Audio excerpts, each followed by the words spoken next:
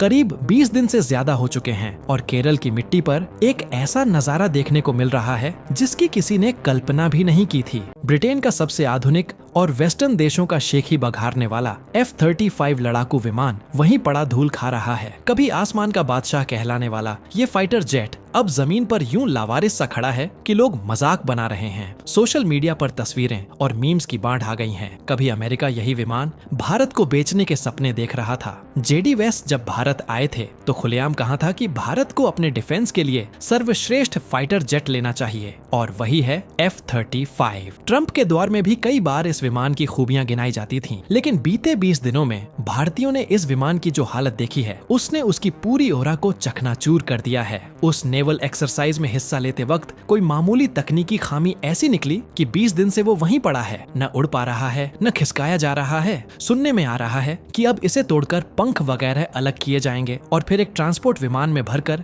UK वापस ले जाया जाएगा। सोचिए, जिस विमान को कभी भारत को बेचने के लिए करोड़ों डॉलर की डील्स की बातें होती थीं, वो आज यहाँ मजाक का पात्र बना हुआ है। ब्रिटिश मीडिया ने तो पहले जैसे आंखों पर पट्टी बांध ली थी। अगर यही हाल किसी भारतीय तेजस विमान का हुआ होता तो अब तक दर्जनों रिपोर्ट्स छप जाती। भारतीय सिस्टम, भारतीय टेक्नोलॉजी और हिंदुस्तानी इंजीनियरिंग का पोस्टमार्टम कर दिया गया होता। लेकिन F-35 की कहानी पर पश्चिमी मीडिया ने 20 दिन तक एक लाइन नहीं लिखी। अब अचानक कुछ दिन पहले दी टेलीग्राफ में एक आर्टिकल छपा जिसमें लिखा था कि इंडिया इज द एनिमी। इतना शॉकिंग हेडलाइन कि समझ नहीं आता आखिर ब्रिटिश मीडिया को भारत से परेशानी क्या है। कोई भी इंडियन नेवी का अफसर या भारतीय मीडिया हाउस रॉयल नेवी का मजाक नहीं उड़ा रहा। जो हुआ वो तो तकनीकी विफलता थी, लेकिन अब इसे इंडिया पर पर्सनल लेने लगे हैं। सच तो ये है कि भारत में F-35 का जो प्रभाव था वो पूरी तरह से खत्म हो चुका है। लोग अब मीम्स में पूछ रहे हैं, भाई ये तो दुनिया का सबसे आधुनिक फाइटर जेट था, इसका ये हाल कैसे हो गया? और यूके वालों को अब इसे ट्रक में लाद कर ले जाना पड़ेगा। कहानी यही बताती है कि हर वो चीज जिसकी मार्केटिंग डॉलर और पॉलिटिक्स के दम पर की जाती है, उसकी हकीकत कभी न कभी सामने आती ही है। और इस बार उसकी गवाही केरल की मिट्टी बन गई। अब जरा सोचिए, जब से वो ब्रिटिश F-35B लड़ाकू विमान केरला की धरती पर उतरा है, तब से पूरा मामला ही अजीबोगरीब होता चला गया। और कमाल तो तब हुआ जब केरला टूरिज्म ने भी इस मौके को हाथ से नहीं जाने दिया। एक AI से बनी एनिमेटेड इमेज डाली जिसमें लिखा UK F-35B कह रहा है कि केरला इतनी शानदार जगह है कि वापस जाने का मन ही नहीं कर रहा। अब यही मीम ब्रिटिश मीडिया को खलने लगा है। वो कह रहे हैं इंडिया ने रॉयल नेवी का मजाक उड़ाया। अब जब इंडिया ने एक सादा सा मीम बना दिया तो उसे रिपोर्ट कर रहे हैं कि भारत सरकार रॉयल नेवी को मॉक कर रही है। हकीकत ये है कि यूके वालों की तकलीफ इस बात से है कि उनका वो F-35B, जिसे वो अपनी नेवी का क्राउन जूल बताते हैं, 20 दिन से जमीन पर धूल फांक रहा है, टेक ऑफ कर नहीं पा रहा।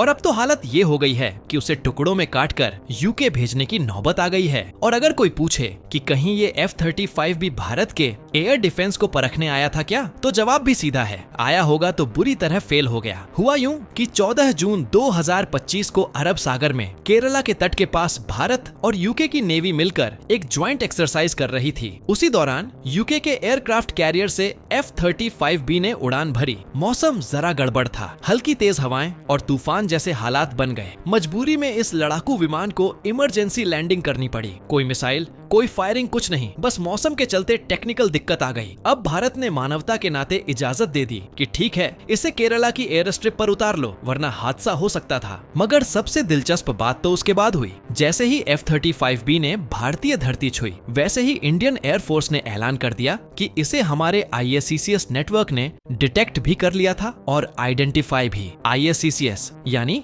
Integrated air command and control system, एक हाईली ऑटोमेटेड सिस्टम जो देश के हर कोने में नजर रखता है। कोई भी फाइटर जेट, चाहे वो कितना भी एडवांस हो, इस सिस्टम की पकड़ से नहीं बच सकता। एयरफोर्स ने बाकायदा ट्वीट कर ये जानकारी सार्वजनिक की, मगर वही पुरानी बात, वेस्टर्न मीडिया ने इसे अपनी खबरों में तवज्जो दी ही नहीं। अब चाहे कोई माने या ना माने, सच्चाई तो यही है कि इस पूरे मामले ने F-35B की वो जो ग्लोबल चमक थी ना, उसका रंग फीका कर दिया। और इस कहानी ने दुनिया को ये भी दिखा दिया कि इंडिया अब न सिर्फ एयर डिफेंस में बेहद मजबूत है, बल्कि जब चाहें तब हल्के फुल्के मीम के जरिए भी जवाब देने की हिम्मत रखता है। ये वाकया जितना अजीब अजीब है उतना ही यूके और अमेरिका के लिए शर्मिंदगी भरा भी बन चुका है। सोचा नहीं था कि जिस F-35B की स्टेल्थ टेक्नोलॉजी की दुनिया भर में इतनी वाहवाही होती है, वो भारत के एयर डिफेंस सिस्टम में ऐसे धरे का धरा पकड़ा जाएगा। 20 दिन से ऊपर हो गए वो जेट वहीं पड़ा है, टेक ऑफ तो छोड़िए, उसकी मरम्मत तक नहीं हो पा रही। और जो सबसे दिलचस्प बात है वो ये कि भारत ने इसे अपने एयर डिफेंस नेटवर्क से इतनी आसानी से डिटेक्ट कर लिया कि इसकी जो कथित अदृश्यता थी उसका सारा गुब्बारा वहीं फूट गया। अब कोई चाहे माने या ना माने, ये सिर्फ यूके और यूएस के लिए मैसेज नहीं है, ये चीन तक भी जा चुका है,